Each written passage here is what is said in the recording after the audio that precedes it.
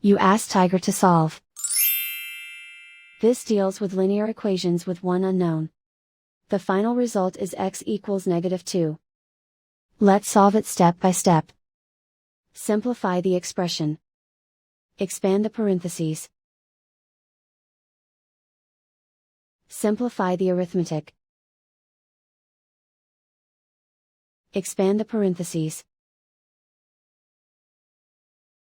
Group like terms. Simplify the arithmetic.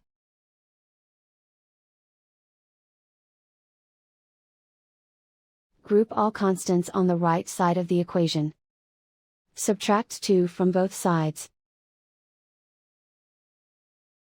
Simplify the arithmetic.